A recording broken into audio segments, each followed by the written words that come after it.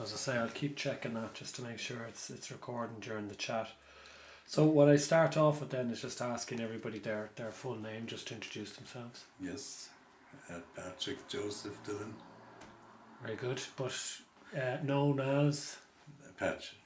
and Yes. and why where did that come from? Well, I'm not quite sure, but it's obviously it's Patrick and Joseph. It's Pat Joe.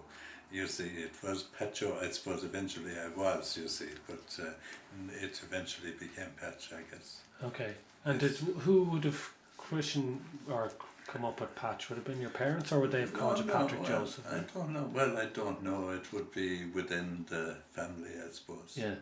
I don't know, because everybody kind of had a name for some reason or other. You know. Okay. So do you want to start off just by telling us a little bit about your thoughts of growing up in Ballydesmond, and any experiences or memories that you have in particular you'd like to share? Well, I don't know to be specific or about Ballydesmond. Oh, I don't know. I suppose it was a happy time. Like I said, we were just the same as everybody else there, and we had no electricity or no. There was bad radio. There was and there was definitely no TV, or there was little entertainment, in other words. Yeah. And so you had to make your own entertainment, and I think we played football and hurling, and we did a bit of fishing, and we learned to swim and all that, and amazing to go back and look at, say, the river, and where we learned to swim. You can't see it nowadays because it's been built up with about 15 foot of stuff from the quarry that's beside it, Yeah. so you can't see where we learned to swim, and we would like to have done. I'd like to have seen that, because it was obviously very small.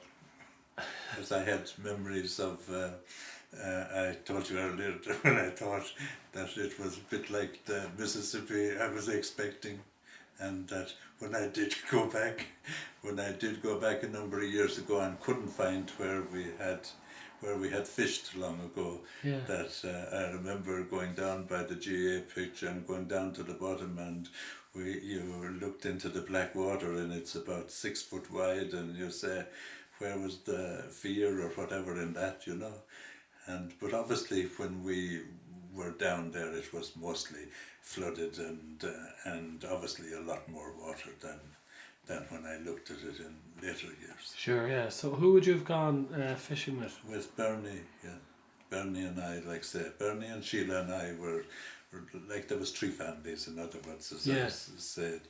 And there was Joan and Brendan, and then there was Sheila, Bernie and I, there's a year between us, so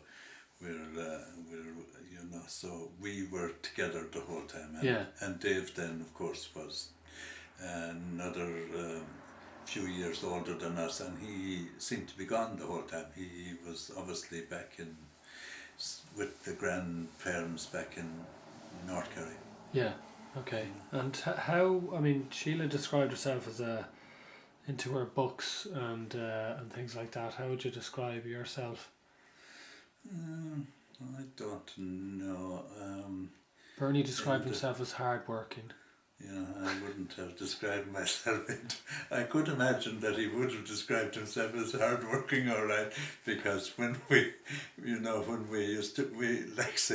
growing up and we used to go to work in the bog or in Barn or down, which is the Bournemouth place, and we would take this floor of turf, and Bernie, of course, would have it divided evenly between the two of us, and he, of course, would be finished way ahead of me, and he'd move on to the next project, and I would kind of get left behind a bit, I suppose, in that. So I wasn't as hard working, or maybe as able in those days, to do these jobs, So a little bit younger as well. Yeah, I was, yeah. And Bernie was more athletic, of course, than me. I don't know. I just kind of just sailed along through life, I suppose, or through those years in Ballydesmond, and I enjoyed it. Yeah, Yeah. enjoyed it. So you would have gone. I mean, fishing would have been one of your pursuits. Did you look after the dogs at all? Or any? Were you part of that?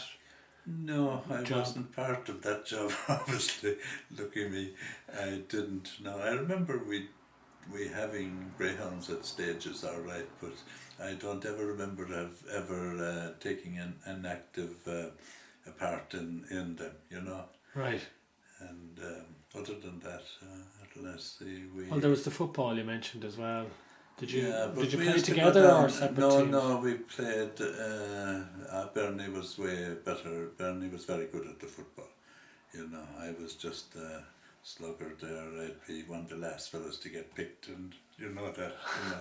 We used to go down playing football down in the paddocks there, which was just across the road from us, you know. Right. And actually, it's one of the few places in Ballydesmond that hasn't changed, except that the trees have got bigger. Because I looked in from the road last year at it, and it's not been developed at all. And what was it in your day?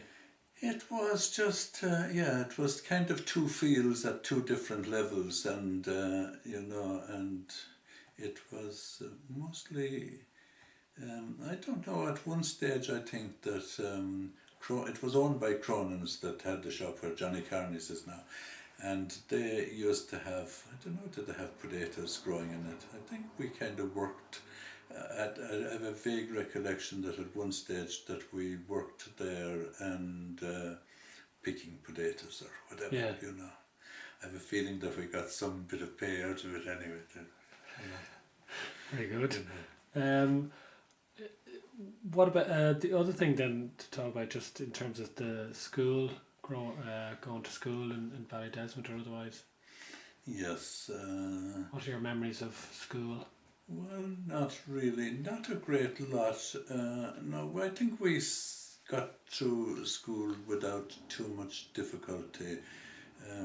We never had our mother teaching us. She didn't teach in Ballydesmond in my time, you know. She taught there before that, you know. So, and my father, of course, was up in the other school, which was 3 or 4 miles up in Foyle. So we didn't have them teaching us, but they would be hard on us anyway, I'm sure, if they were teaching us. So I heard, yeah. I mean, do you remember much about their, or do you know much? You didn't have them teaching you at any stage, you know? No, I don't think so, you know, but kind of looking back on it, I have a feeling that there was kind of that maybe my mother was on the periphery on a number of occasions there, you know, when we were very young, you know. Right. You know, Okay, we'll come back to them. I'll just cover a few other things then. So, other aspects then of growing up, I mean, maybe the house, and you talked about the lack of electricity and all that, and making your own entertainment. I guess mixed in with doing your jobs as well, right? Oh yeah, there was the jobs, of course, with the washing up and all that. We've gone through this in America with the others, so they've told you what each of the jobs was, and that there was kind of 5 jobs, obviously, that everybody had a job to do and was expected to do it. But of course, when we were young, we had a maid. You know, when I remember at the earlier stage that we had a maid, and the room that became a kind of a living room eventually, you know, living room wasn't a kitchen, they had a scullery off it. That was 2 rooms then, and there was a kind of a sitting room or something at the front, or you know, and we were back in the kitchen at the back, you see, and that was you know, and I think the lady who looked after at that stage was Mary Shine, I think was her name, Right. And she was very good.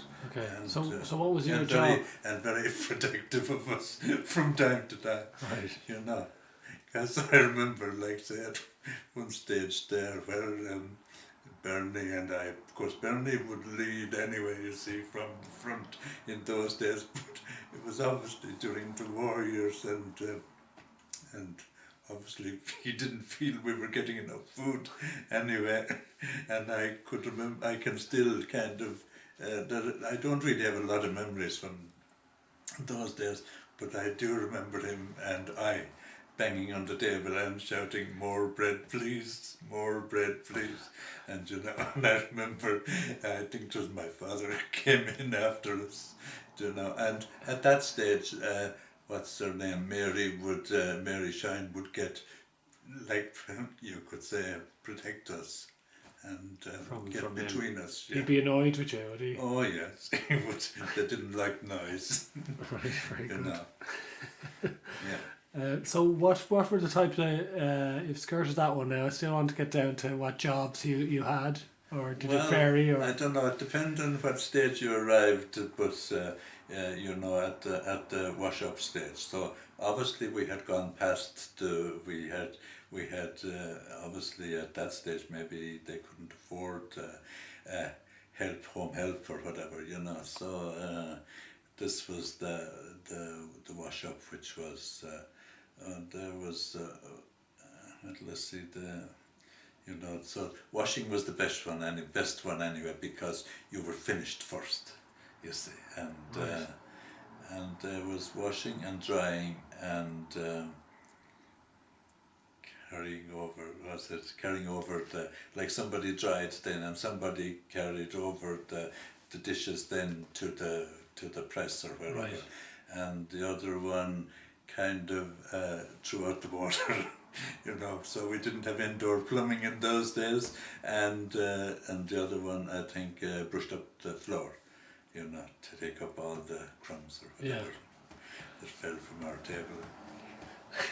So do you think, I mean, obviously you touched there on the plumbing and you know, electricity you mentioned earlier. I mean, did you find things tough? Obviously everyone was in the same situation, but Yeah. compared to now in particular, I mean, what would be your thoughts on growing up in that era? Oh yeah, like there's so much different in food that was there, because I even remember, like say during the war years, they had this yellow meal they called it, and I don't know what is there anything similar to it now. And I remember going, you know, we used to go down to the shop to get. There was a kind of a ration of this that you got, obviously, and you'd bring it home in a pillow slip. Believe it or not, you'd bring this pillow slip and you'd bring it back and that. And there was also and the same thing was with sugar. So these things were obviously kind of rationed or something, and we used to bring them in a pillow slip. Yeah. You know, and as well as that, you were dragging, like, I mean, you had to draw water from the well. Yeah. You know, we didn't have running water, and you know, so that was heavy going enough, you know, and we were drawing it.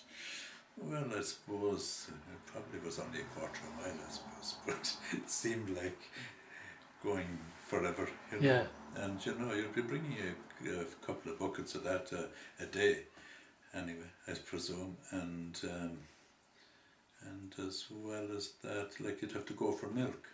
And like milk was, again, you had to go a good bit, there's another quarter of a mile, I suppose, or more, maybe half a mile for that as well. And we used to draw milk from there, you know. So I'd say food was scarce. The variety wasn't in it as well, you know. And like even fruit and all that stuff was scarce. Like, Right. I mean, in those days you didn't see like say fruitcake until Christmas and things like that, you know. Any food Nowadays you can go anywhere and you can bring one home from Tesco there, yeah. if you want. Any food that stands out for you?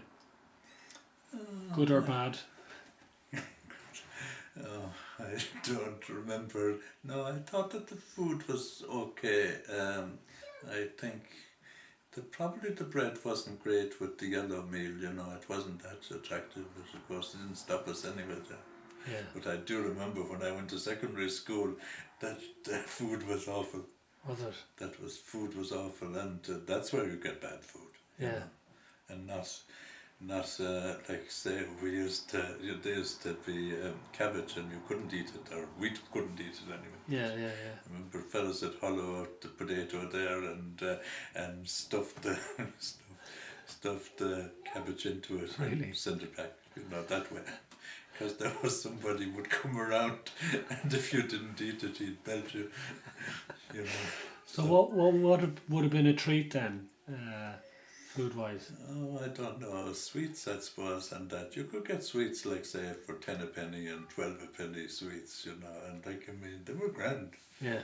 Yeah, they were great, and that, like say at a later stage when electricity came in the mid 50s, then it was different, like there was ice cream and all that. Although there was the fella there was Healy's. Let's see, what was his name? Was it Jerry Healy or Healy's anyway? And he had been in England, and when he came back anyway, he started making ice cream, and we didn't have electricity at this stage. Now how he did it, I don't know, but obviously there's a way of making it without having a fridge or whatever, But he made it, and we all loved it. I think, yeah, most people. It's a good If we treat. could get the money to get it, we were all right. Yeah.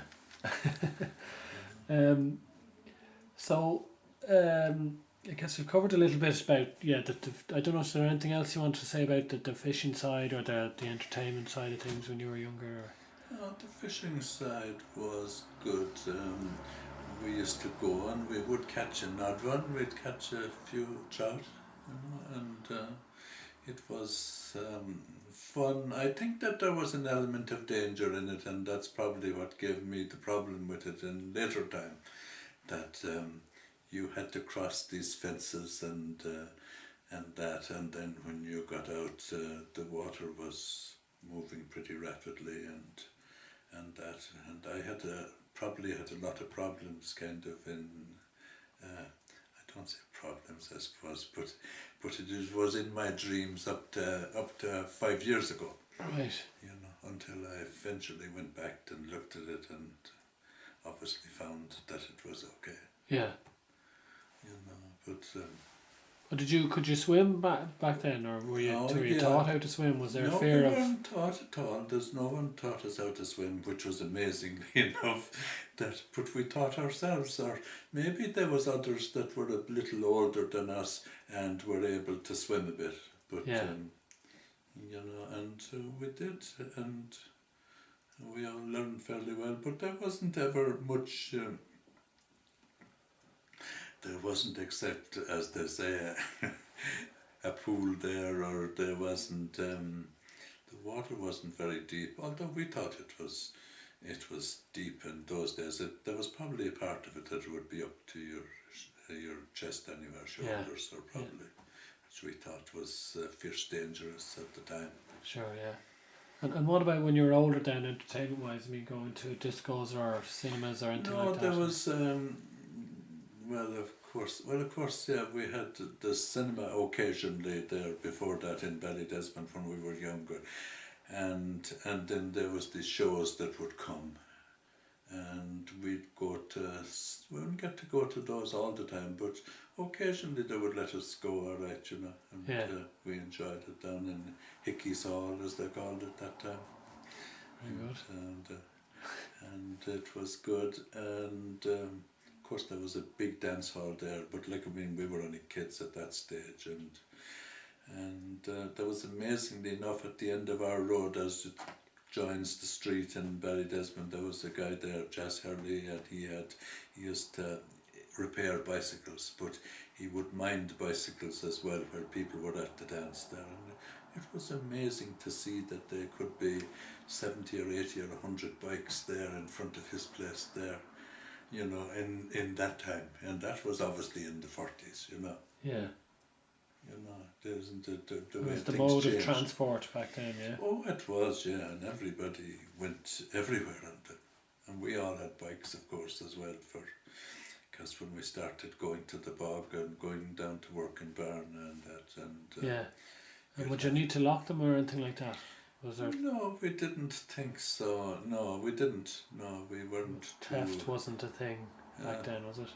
Well, it went okay. No, but generally not. No. I think Yeah. that people were more trusting then, and there was the odd bit of with trouble, I suppose. All right, but generally not. You know? Yeah. Okay. Um, do you want to talk a little bit just about your parents? You mentioned your dad wanting the quiet around the table and reprimanding Oh you yes, there. this is it. Well, they ate, as I said, they ate separate to us in those days, or that was before they opened up the two rooms, and I'm not quite sure at what stage that came. I had a Right. feeling that it wasn't.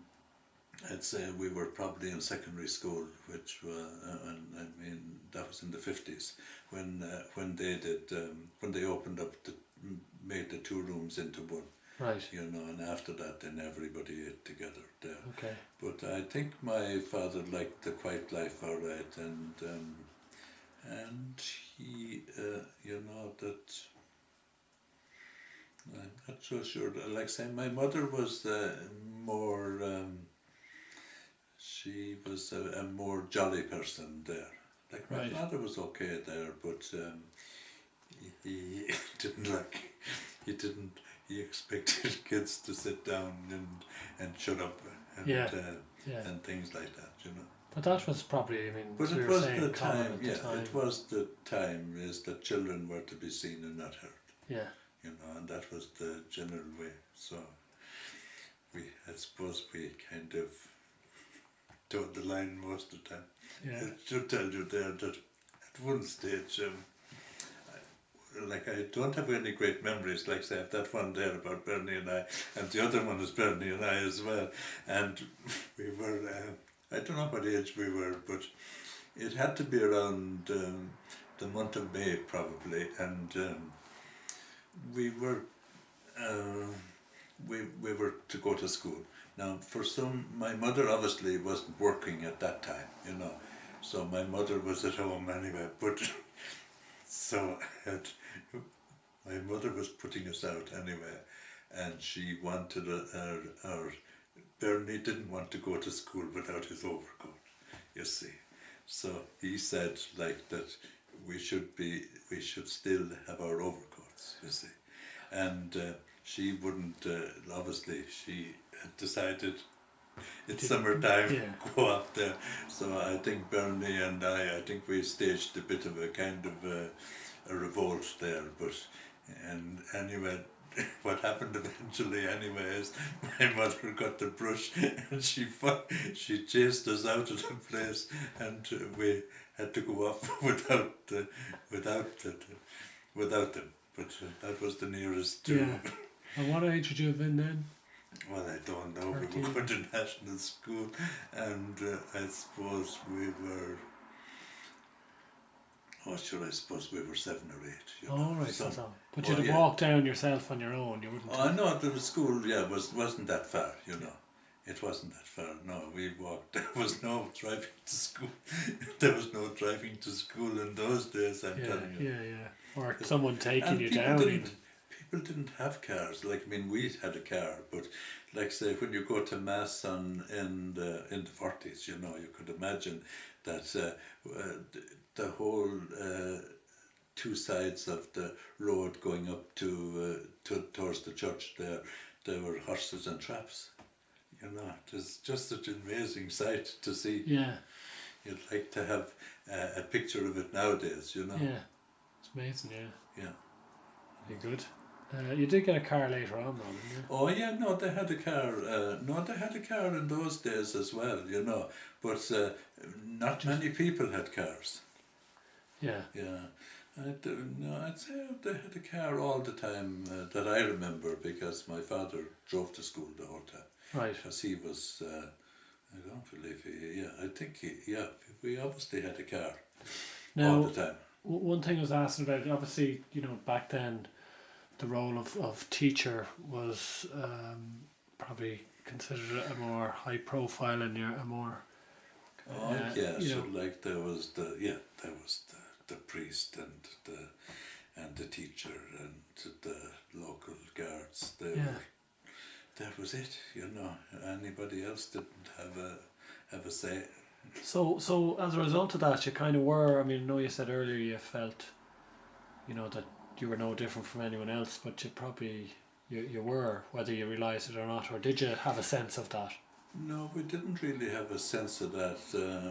Really, I don't think so. Anyway, Because Brendan is the one person who, as he said himself, was a bit more self-aware, I think, of kind of his situation and how he thought we were, or you were different and stood out, and how there was the Dillon attitude of, well, not necessarily saying it or being cocky about it, but just that we are kind of not better than you, but that kind of thing. But not being, just a self-assuredness, not a. yeah. Do you think? Well, Did I don't you? think we felt it. At least I didn't anyway. I don't know whether Bernie did either. You know, whether he ever felt that we were a class apart. I don't think that we were either. You know. Yeah, I mean, you would have had shoes, for example, on some of the other kids in the school. Yeah, but we Wouldn't all have. went barefoot for the summer. Yeah. You know, I don't know whether Brendan and Joan did when their time came. I have a feeling that maybe they didn't. You know. Yeah. But in our day, and you know, we went when it came to past the stage where you took off your overcoats.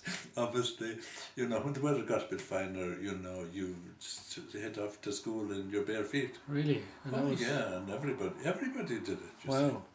Yeah. Why was that? Just to say, because saving the shoes, or because it was just the done Well, thing? I think it was the done thing, and everybody did it. You know, Wow. it isn't that we couldn't have the shoes or the Yeah. or Yeah. the sandals, because we did have the sandals as well. But you But didn't I want to think wear them. no, we didn't, because of course the road going to school that time, it wasn't. I would say that it wasn't hard in those days. It was a kind of a dirt road, you know, and you know, like it was lovely underfoot, Yeah. you know. Interesting. It Yeah. was, oh, yeah. Just wouldn't have that nowadays. Like the would you? first couple of days when you were doing it and you stubbed your toe a couple of times there, but after that, then you could run over anything. Your soles, of your feet would harden. Is it? Oh or yeah, there was. skin. Yeah, Yeah. yeah, it was great. Interesting. Great Yeah. freedom to it. Yeah. You Very can't good. imagine it, obviously. No, well, I remember a bit actually as a kid, but not Yeah. not to the same extent, I'd say, as yourselves. Mhm.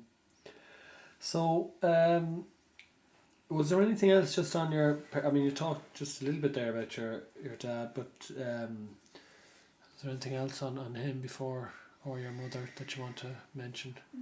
No, he was very. I wouldn't say even like. I mean, I wouldn't say strict there, but I think parents in our day, like say, they were more distant from the children. You know, they weren't kind of in your face like we were with our children. Yeah. You know, it went from one extreme to the other. It went from being, you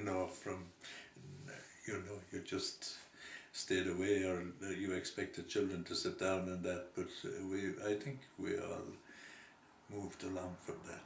You know. Yeah. Now, like I mean, with grandchildren and that, you know, like we've talked about the picture there earlier, and I showed you that with my father, that this picture that Joan gave me when I was in America a few weeks ago, and you know, the body language, you can see the body language in the picture is you know, there's the picture has me and Janet and my father sitting on the steps up to our own house, and the language to me says, "Don't give her to me," you know. So that was basically it. And did that affect your relationship, do you think, at all, or is that just, you know, you grew up that way, therefore that's... No, look, we accepted that. I shouldn't say this probably, but there's probably a lot of teachers that hate kids. There probably is, you know. Yeah. You know, it's one of those things that maybe that they see so many of these kids, and you know that a lot of the time that maybe they're just an inconvenience. Yeah. Interesting, yeah. So, and did you think it had an impact on you then with your own parenting? Yes, I suppose it did. I'd say that, well, I think that, everything changed. Uh, when there's more wealth came into the country and people had more money and people wanted to, they hadn't been spoiled themselves growing up and they wanted to treat their children and Yeah, that, they wanted to spoil their children to a degree, you know. Without over spoiling them. yeah, yeah, sure. And of course now we want to spoil our grandchildren. Yeah. So, Which is easier actually. yeah. Did you have any particular comments then on your mother that you wanted to make, or? Yeah, she was very good in that she, there was, let's see, she liked a bit of music and that there was a lot of go in her, I suppose. That she just liked to be out and see people and that. Very good. Okay. Yeah. Right, I'll move on to the brothers and sisters then. We touched on it a little bit earlier. I still haven't got an answer to well, maybe I'll ask the question this way. Yes, ask the direct question. What would your siblings say about you, do you think, first off? How would they describe you?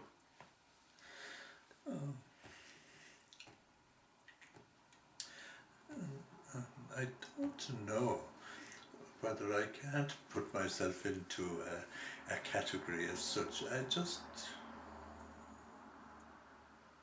Any particular traits that you would have been kind of the man for when you were growing up, or? Yeah, no, I was into kind of music and that kind of thing, and I was, I don't know, you see, I keep changing, you see, I keep reinventing myself there, and I'm not quite sure what you know. Very good. And there was a story of a guy asking the superintendent had come to the town, and he was, there was something about some particular person, and he asked this detective anyway, he said, what kind of a fella is this guy? And he thought for a while, and the reply he'd made to him was, well, he's the kind of a fella you wouldn't know what kind of fella he was. So I'm a bit like that. I'm a bit of, I'm easygoing. Yeah. That's the thing. Probably right. Lazy may be the word or not. Okay. And then of what you, as you said, like Dave, you wouldn't have known as much growing up, or maybe some of the younger kids, you would have known Sheila and Bernie more. I mean, is there any descriptions or attributes you want to put on any of the other siblings?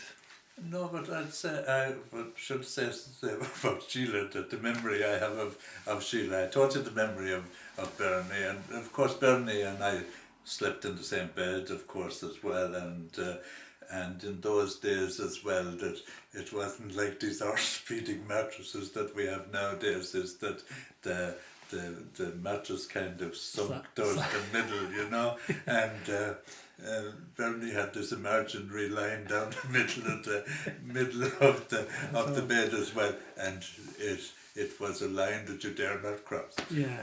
So and if you did, you might be gently nudged towards your own area again. So you'd have to kind of hold on to the edge of the bed. Yeah. Sheila, I can remember listening, or she was a great one for Radio Luxembourg. She would listen Radio Luxembourg in those times, and like we had a bad radio, and but I would remember that she'd be tuned into it, and she'd be reading, and I'd be waiting on her hand and foot.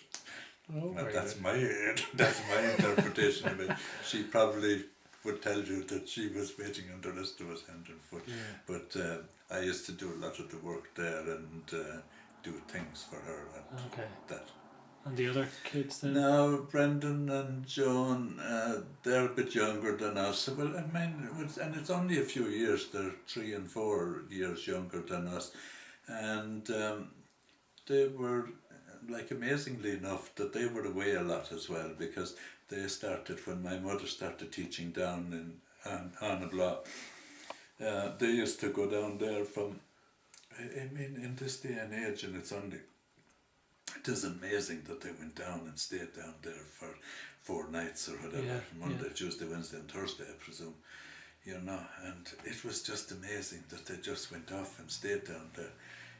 Wouldn't it give you an idea that the roads were bad and traffic was bad, and that they couldn't logistically do it Yeah. any other way, maybe. Yeah. And how far is on the block? On the block, I don't know. I suppose it's. I don't know. It's about probably not more than 15 miles, if that. Right. So that doesn't seem much. Now, like say from here to Waterford. Yeah. When you think of it. So you wouldn't have known them as much. No, growing so up then? they weren't there. Of course, we would remember, but they were kids to us. Yeah. Yeah. I shouldn't say that. I have divisions of. They were both musical, which we weren't. I don't think Bernie ever. I don't know whether he played anything. No. And Joan and Brendan played music. They could, which was amazing. And I don't know with Dave. When growing up with Dave, he wasn't there. You see, he was, as I said, up in North Kerry. Yeah. And then he went on to secondary school, and then he was gone to secondary school, and when he came home, he was gone to the other place, you see. Yeah, okay. What would you have called him as a kid? Dev. Dev. Yeah. Okay. Did you then, obviously all of them nearly, bar yourself and Dev, went off to the States. Well, Did you any attraction to going over? No. I didn't know, and I know that when it came for time, that I was kind of finishing secondary school, and I remember, like say, my father asked me what I wanted to do, and probably didn't even know then, but I wasn't anxious to go on to university anyway, and which we could have, but didn't anyway, and so I just applied for the Guards and I got that, and that was it. Yeah, so it was more, because Bernie said the same thing, just wasn't sure what he wanted to do, but he just kind of ended up going a particular path. He didn't necessarily. Did you have a particular reason for the Guards? No, I didn't, and I suppose, when you think of it, I suppose that our grandfather had been in the police, of course, and maybe that was the reason. I'm not sure. Were you aware of that? Well, we weren't really, because we didn't know him. I think he died when I was very young, and so maybe I don't remember talking about it. I'm just wondering afterwards, did my mother kind of hint that way, but I can't say that is the case, Yeah. In those days, of course, that was in the 50s.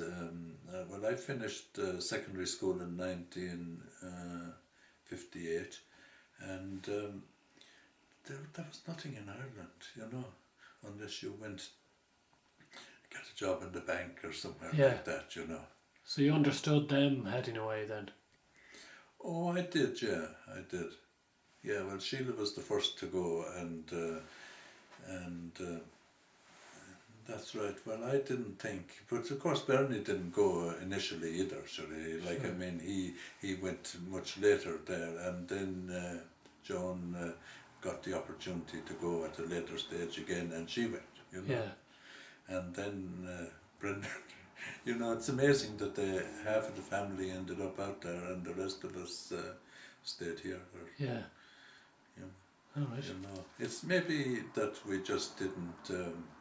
Maybe you just get into. I don't say a rut, but you know, you Your own thing, yeah.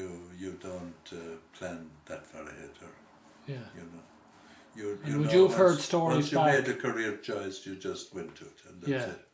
But you know the way, I mean, even for me growing up, the States was this magical place. You know, big cars, big buildings.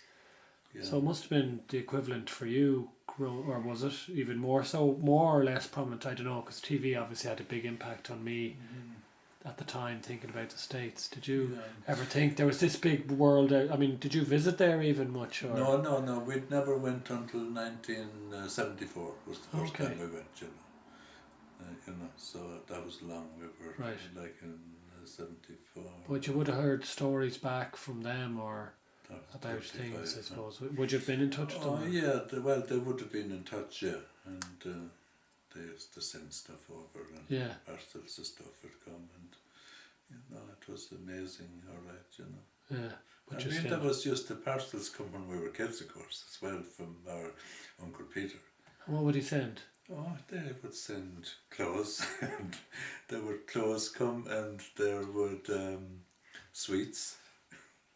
They used to send these lifesavers, which are, do you know, I'd ever see the lifesavers, those sweets, they're round sweets, they're like polo, like, except they were fruit, Yeah. you know, and they were great hits, you know, they were coming in little tubes like that as well. Okay, very You good. know, so they were very popular when they came. So yeah. And they used to come in a kind of a box as well, that the box just opened out, and there were, say, 6 packets at either side, you know, so Yeah. there'd be 12 tubes of these lifesavers.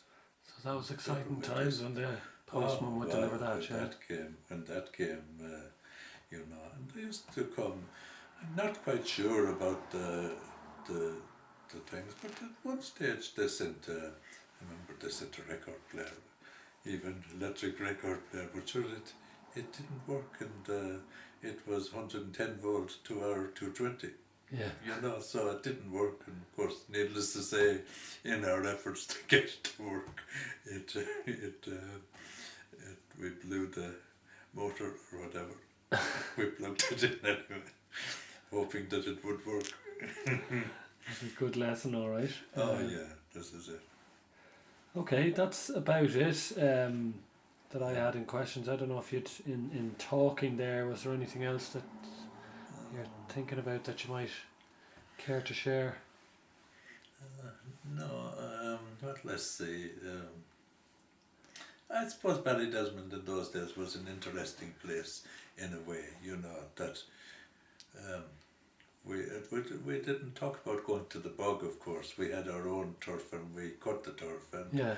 and you know, to even go, you know, I was looking, I think, in TV the other night, and they all sitting around it, going, and it must be going back on one of the nationwides there, and they were at the bog, you know, and they were drinking tea, and there was a fella boiling a kettle on in the bog, and like, it was very interesting. He was showing you how they footed the turf and stuff like that, which I thought was quite interesting. But my memories of it, as well, it would be the food side of it, unfortunately, or fortunately, I suppose. But I remember they would we'd be in the bog, you see, and probably cutting the turf, I'd say it would be at that stage. But the tea would arrive anyway. Like, we didn't make the tea in the bog there, and it used to come in whiskey bottles. You know, those big tall bottles there, like that, the Powers bottle or that, like that, with a cork on it, sweet tea, and it was beautiful there, and sandwiches. And I thought, you know, when you sat around in those days, and they'd be leaning against the whatever, maybe, well, leaning against a reek of turf or something, and we would all, or sit around, and we all enjoyed this so much.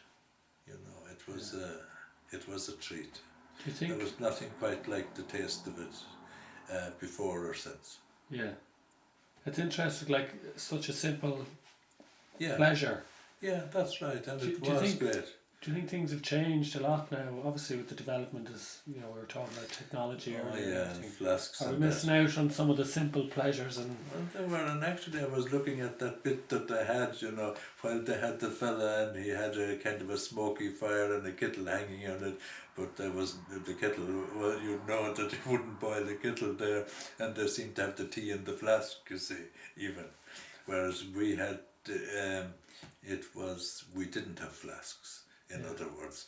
We had, well, of course, they did. My father used to have a flask going to school, but, you know, to be giving a lot of people tea like that, you know, you had to have, you could imagine everybody was getting most of a litre of tea, you know, pint or, well, more than a pint of tea anyway. You know, so it was a lot of tea if you had 5 or 6 or 7 fellas in the bog, and then the sandwiches, and it was mostly cheese and ham sandwiches in those days, you know. interesting, yeah. So But, that's a good fond memory. Sheila described her two memories, strong memories of Ballydesmond being the cold and the dark. oh, I guess, well, During the winter time, I guess. yes, and of course before she went to America we didn't have street lighting or anything, or electric lights or anything. I remember, like say, when we used to go down there, and after getting married, and you go down, and like, I mean, when you went down the first night that you went, when you got into bed there, like, I mean, the sheets were positively damp, you know. There was I don't know, moisture in the air there, I think, and it took into this, and it took you a lot of energy, as they say, you know. The first night, then you kind of, it dried it out a bit anyway, like say, during your nights of sleeping there. Yeah. But it was Tough, you know, that way, yeah, was it? yeah, it was, yeah. That's what would remind me when we go back, you know. And like, I mean, there being no facilities and stuff like that, Yeah. you know. So we've made good progress in that respect. Oh, yeah, because we didn't see electricity until we went to secondary school. When we went to Dungarvan, Bernie and I went to Dungarvan as well. Yeah. Of course, then that's why what separated us from Brendan then as well, because Brendan went to the Sacred Heart in Cork, you see, and so if he had come to our school, he would have been there towards the end of my stay there, you know, so, or towards the end of Bernie's stay as well, you know, so. Yeah. But I should, you know, looking back, it's great, you know, great. You know, there was, there was fun there too, plenty fun. Good. All right. Yeah, and easy fun. Nowadays it's all games, isn't it? Yeah. Very good. Look, that's it. I mean, Yeah. I think you've done a great job there in terms of covering Good. all that. Well, we talked, but whether Switched there it was off now. anything in it, or